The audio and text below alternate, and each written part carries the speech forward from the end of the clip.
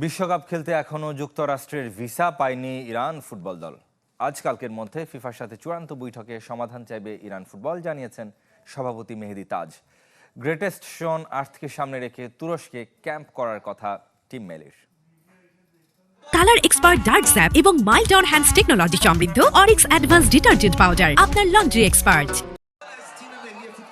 বিশ্বকাপ শুরু হতে এক মাসও বাকি নেই। ইতোমধ্যেই ইরান ফুটবল দলকে জমকালো বিদায়ী সংবর্ধনা দিয়েছে দেশটির জনগণ। অথচ এখনও যুক্তরাষ্ট্রের ভিসাই হয়নি টিম মেলির। কিভাবে হবে তাও অজানা। ইরানের রাষ্ট্রীয় সংবাদ সংস্থা IRNA কে দেয়া সাক্ষাৎকারে জানিয়েছেন দেশটির ফুটবল ফেডারেশন প্রধান মেহেদী তাজ। এখনো পর্যন্ত কারোর ভিসা হয়নি, কে কিভাবে দেবে তাও আমাদের জানানো হয়নি। আজকালকের মধ্যে ফিফার সাথে চূড়ান্ত বৈঠক হবে, যেখানে আমরা ভিসার নিশ্চয়তা দাবি করব। 1979 সালে ইরানে ইসলামী বিপ্লবের পরের বছর থেকে যুক্তরাষ্ট্রের সাথে কূটনৈতিক সম্পর্ক নেই মধ্যপ্রাচ্যের দেশটির। তাই ভিসার জন্য আঙুলের ছাপ নিতে যেতে হবে তুরস্কের রাজধানী আঙ্কারায়।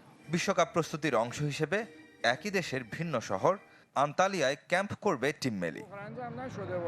আঙুলের ছাপ দিতে ফুটবলারদের আঙ্কারা যেতে হবে, কিন্তু আমরা আনাতালিয়াতেই ফিঙ্গারপ্রিন্টের ব্যবস্থা করার চেষ্টা করব, যেন ফুটবলারদের নিরবচ্ছিন্ন অনুশীলনে কোনো সমস্যা না হয়। 28 ফেব্রুয়ারি ইরানে যুক্তরাষ্ট্র ইসরায়েলের যৌথ আক্রমণের পর থেকে শুরু হয় যুদ্ধ। যে যুদ্ধের কারণে যুক্তরাষ্ট্রের পরিবর্তে মেক্সিকোতে বিশ্বকাপ খেলতে ফিফার কাছে অনুরোধ করেছিল ইরান। তবে সে আবেদনে সাড়া দেয়নি বিশ্ব ফুটবলের অভিভাবক সংস্থা। বিভিন্ন সময় মার্কিন প্রেসিডেন্ট ইরানের বিশ্বকাপে অংশগ্রহণ নিয়ে ঠাট্টা করলেও ইনফান্তিনোর কথায় শেষ পর্যন্ত নিজের অনাপত্তির কথা জানিয়েছিলেন। তাই বল আপাতত ফিফার কোর্টে। রেদওয়ান শোয়েব, চ্যানেল 24।